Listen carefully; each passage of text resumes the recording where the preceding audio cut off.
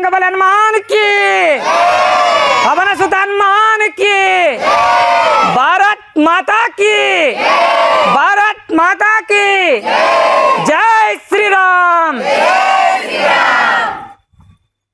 ఈ రోజు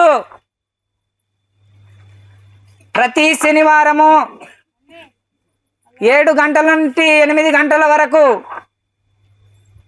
హనుమాన్ చాలీసా పారాయణ కార్యక్రమంలో భాగంగా ఇక్కడికి వచ్చినటువంటి భక్తులందరికీ నా హృదయపూర్వకంగా నమస్కారాలు। అయితే ఈరోజు టైం అవుతుంది కాబట్టి ఒక 5 నిమిషాలే టైం తీసుకుంటాను। ఈరోజు మనం తెలుసుకోబోయేటటువంటి విషయం ఏంటంటే కర్మ సిద్ధాంతం।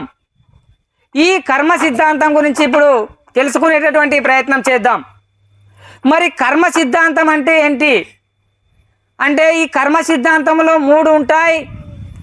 1 సంచిత కర్మ, 2 ఆగామి కర్మ, 3 ప్రారబ్ధ కర్మ। మరి సంచిత కర్మ అంటే ఏమిటి?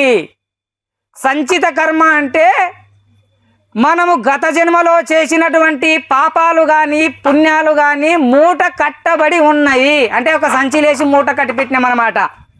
అందుకే అది సంచిత కర్మ అన్నారు। బాగా పట్టుకోవాలి ఈ విషయాన్ని। సంచిత కర్మ అంటే ఏంది?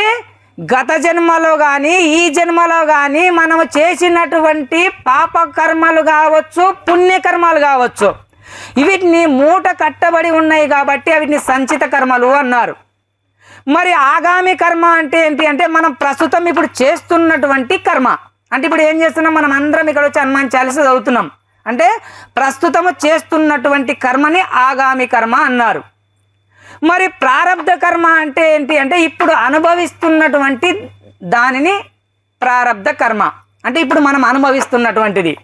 మరి ఈ 3 కర్మలు ఉన్నాయి కదా, మరి ఈ కర్మలను మనము తొలగించుకునేటటువంటి ఉపాయం ఏమైనా ఉన్నదా? మరి తెలిసో తెలియకనో గతంలో మనం ఏదో పాపం చేసినాం, మరి దాన్ని తొలగించుకునేటటువంటి అవకాశం ఏమన్నా ఉన్నదా అంటే ఉన్నది। శ్రీకృష్ణ భగవానుడు గీతలో ఏం చెప్పాడంటే జ్ఞానాగ్నిదగ్ధ కర్మాణం తమహు పండితం బుధా, అంటే జ్ఞానము అనేటటువంటి అగ్ని చేత మనం గత జన్మలో చేసినటువంటి కర్మలన్నీ కూడా కాల్చివేయవచ్చును। మరి ఏ విధంగా కాల్చివేయవచ్చును అంటే ఒక పెద్ద గడ్డి భూమికి అగ్గిపుల్ల గీస్తే అంటకపోయినట్లు పోతాయంట అన్నీ।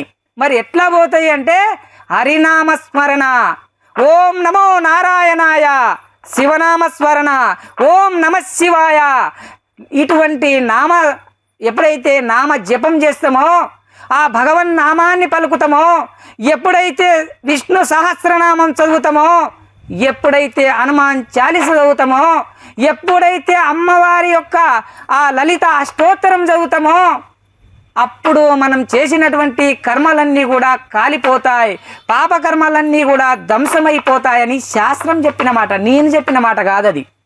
అయితే మనం ఎందుకు చేయాలి ఈ ప్రతి శనివారం అంటే అందుకు చేయాలి। మనం తెలిసి తెలియక చేసినటువంటి కర్మలన్నీ పోయి కడిగినటువంటి ముత్యములాగా మెరవాలంటే మనం భగవన్నామ స్మరణ చేయాలి।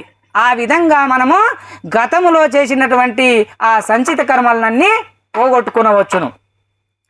అదే విధంగా చూడండి, మరి ఆగామి కర్మ ఉంది కదా, ఆగామి కర్మ ఇప్పుడు మనం చేస్తున్న పనే కదా, అది మంచి పనులు చేయడానికి ఉపయోగించాలి। మరి మంచి పనులు అంటే ఏంటి? మనకు వీలైనంత వరకు తెల్లవారుజామున లేవాలి। నీ వీలును బట్టి 4 గంటలకో 4:30కో 5 గంటలకు మ్యాక్సిమంగా ఎవరైనా మనిషి అన్నోడు 5 గంటలకు లేవాలి। 5 గంటలకు నిద్రలేసి స్నానం చేసి నీకు నచ్చినటువంటి భగవంతుణ్ణి పూజించాలి, నీకు నచ్చినటువంటి ఆ భగవన్నామ స్మరణ చేయాలి। మరి ఈ దేవుడు కదా ఆ దేవుడు అంత దేవుళ్ళు ఒకటేనాయనా, ఏ దేవుణ్ణి కొలిసినా చెందేది ఆయనకే, పరమాత్మకే।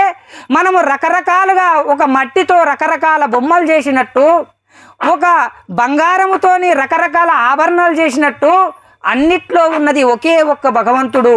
నీకు నచ్చినటువంటి భగవంతుణ్ణి నీవు తలవాలి, నీకు నచ్చినటువంటి భగవన్నామ స్మరణ చేయాలి। అయితే ఆ విధంగా చేసేటటువంటి ఎప్పుడైతే నీ యొక్క ఆగామి కర్మను మంచి చేస్తావో నీకు మంచి జరుగుతుంది, చెడు చేస్తామో చెడు జరుగుతుంది। మరి చూడండి, మనము పోత పోత ఒక కుక్కను కొట్టినాం అనుకోండి, దాని కాలు ఎరగొట్టినాం,